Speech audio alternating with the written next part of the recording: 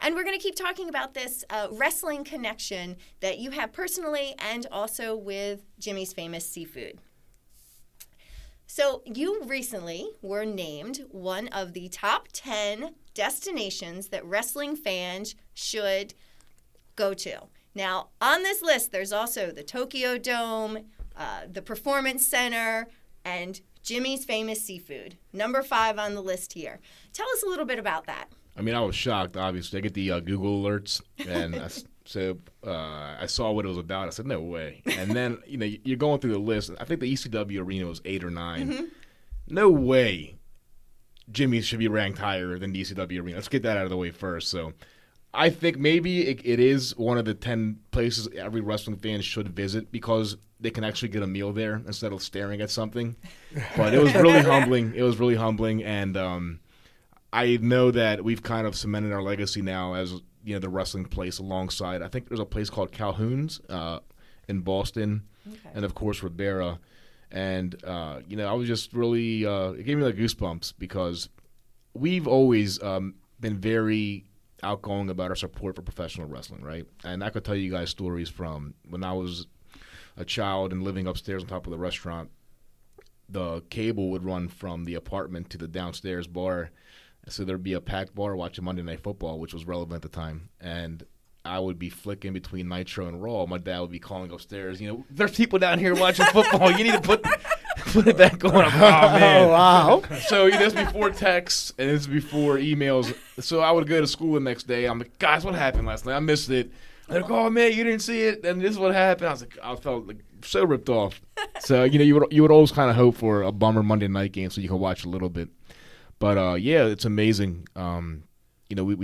We embrace wrestling fans, and a lot of eateries don't because we, as fans, and I'm one of you, we have this like bad reputation as these booger eaters that just nurse a soda the whole time, so they don't want them, and that's why the companies that we buy the pay-per-view events from, they charge a fraction for WWE and AEW events that they do for UFC and boxing because they have this stigma about them that you're not going to attract the crowd you want.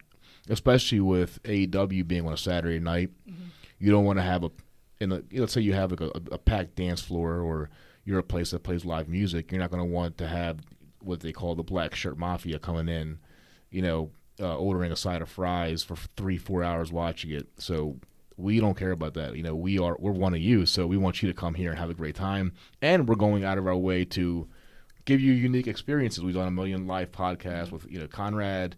Right. Before the most recent lockdown, we had a socially distant one with Matt Cardona and Brian Myers. And it's just a really cool place for wrestling fans. And there's wrestling items on the menu now. There's the Roman Reigns roll. There's the Bruiser Burger. Mm-hmm. So they can appreciate that, and they really feel that they're at home. Right. And what's something that's amazed me over the years that I don't think people still don't understand. And whenever I have these conversations with people, they're like, "Oh, really? That's how it works?" When talking about like Jimmy's or other restaurants that have done them, what people don't understand is with the pay-per-views, you don't just pay as a restaurant doesn't just pay like the $49 or whatever for the pay-per-view like you would do at home. You pay based on fire code. Yeah, capacity. Mm-hmm. So and they're like, "Oh," and I'm like, "Yeah." So when I've always and push people to go, I'm like, yeah, you should go and make sure you eat and buy a couple drinks and tip the staff because you're talking could be a couple $1,000s sometimes to absolutely. These pay-per-views. It's not and people are always $12.50 is the going rate for most events. Yeah, so there you go. But you mentioned the staff, and the one thing I forgot to mention is the staff loves the wrestling events because they are the kindest people in the world. They are wrestling fans. Like they're first of all they're always on time. Right. Don't want to miss one thing. Like they're waiting outside. If it's a 7 o'clock start time, they're outside 6:30, waiting in line respectfully. But they're so courteous. They tip well, and they love it.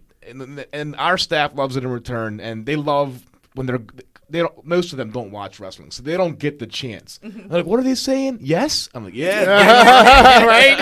Yeah, that's pretty cool.